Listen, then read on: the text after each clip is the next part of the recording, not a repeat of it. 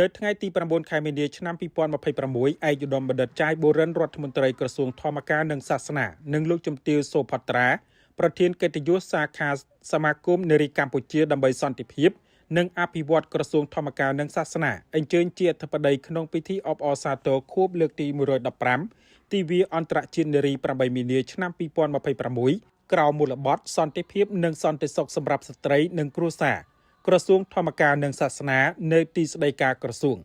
បន្ទាប់ពីលោកជំទាវនួនប៊ុនណាបានឡើងអាននៅព្រះរាជសារសម្ដេចព្រះមហាក្សត្រីនរោត្តមមុនិនាថសីហនុព្រះបររាជមេដាជាតិខ្មែរក្នុងសេរីភាពសេចក្តីថ្លៃថ្នូរនិងសុភមង្គល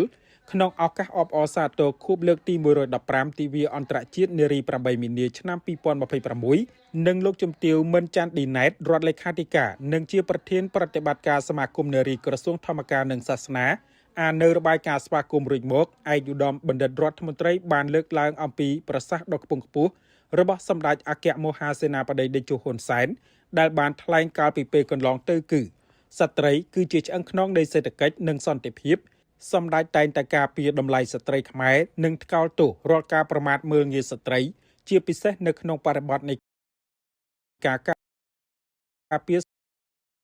សិទ្ធិនិងសេចក្តីថ្លៃថ្នូររបស់ស្ត្រីដោយឡែកសម្ដេចមហាបវរធិបតីហ៊ុនម៉ាណែតនាយករដ្ឋមន្ត្រីនៃព្រះរាជាណាចក្រកម្ពុជាក៏តែងតែលើកកម្ពស់តម្លៃស្ត្រីដោយបានអំពាវនាវឲ្យបញ្ឈប់ជាបន្ទាន់នៅទង្វើរើសអើងគ្រប់ទម្រង់ដែលជះឥទ្ធិពលអវិជ្ជមានឬធ្វើឲ្យប៉ះពាល់ដល់គុណតម្លៃរបស់ស្ត្រីនៅក្នុងសង្គមតាមរយៈការផ្ដល់ការគោរពនិងការការពារសិទ្ធិស្ត្រីទិវាអន្តរជាតិនារី8មីនាខួបលើកទី116ត្រូវបានប្រារព្ធឡើងដើម្បីរំលឹកនៅទូទាំងពិភពលោកចំពោះសារៈសំខាន់និងគុណតម្លៃនៃការចូលរួមរបស់ស្ត្រីនិងសមិទ្ធផលនានាដែលកើតចេញពីកម្លាំងកាយកម្លាំងចិត្តរបស់ស្ត្រីដោយពុំរើសអើងបែងចែកជាតិសាសន៍ពណ៌សម្បុរវប្បធម៌អាជីព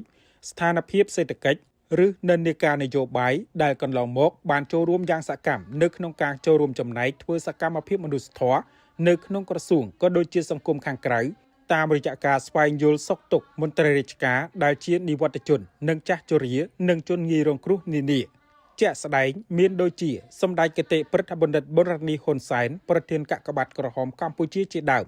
ដែលប្រជាពលរដ្ឋទូទៅប្រសិទ្ធនាមថាមេត្តាមនុស្សធម៌លោកបានលះបង់កម្លាំងកាយចិត្តសតិបញ្ញានិងទ្រព្យធនជាច្រើនជួយដល់សង្គមជាតិនិងស្របទៅនឹងទិសស្លោករបស់លោកជំទាវបណ្ឌិតពេជ្រច័ន្ទមុនីហ៊ុនម៉ាណែតដែលបានថ្លែងថានៅក្នុងផ្ទះបើមិនមានភរិយាខ្លាំងមិនមានម្ដាយល្អនោះស្វាមីនិងឪពុកក៏ពិបាកនឹងមានឱកាសគ្រប់គ្រាន់ធ្វើរឿងជោគជ័យនៅខាងក្រៅដែរឯកឧត្តមបណ្ឌិតរដ្ឋមន្ត្រីបានផ្ដល់អនុសាសន៍ក្នុងការបន្តជំរុញការលើកកម្ពស់លើសមភាព Gender មួយចំនួនដូចជា1ក្នុងយុគសម័យ Digital សន្តិសុខសម្រាប់ស្ត្រីមិនមែនមានតែនៅក្នុងពិភពរូបវ័ន្តប៉ុណ្ណោះទេប៉ុន្តែគឺរួមទាំងសុវត្ថិភាពនៅលើបណ្ដាញសង្គមផងដែរដូច្នេះយើងត្រូវរួមគ្នាបង្កើនការយល់ដឹងនិងទប់ស្កាត់ឲ្យកាន់តែបាននៅការបៀតបៀនតាមប្រព័ន្ធអនឡាញដើម្បីធានាថាស្ត្រីនិងក្មេងស្រីអាចប្រើប្រាស់បច្ចេកវិទ្យាដើម្បីអភិវឌ្ឍខ្លួនដោយគ្មានការគំរាមកំហែង2សូមឲ្យបងប្អូនស្ត្រីគ្រប់រូបកសាងសមត្ថភាពចំណេះជំនាញវិជ្ជាជីវៈផ្សេងៗពង្រឹងភាពអង់អាចរបស់ខ្លួនចាប់យកឱកាសការងារនិងធានាបាននូវប្រាក់ចំណូលខ្ពស់ដើម្បីកសាងគ្រួសាររបស់ខ្លួនឲ្យរឹងមាំប្រកបដោយសុភមង្គល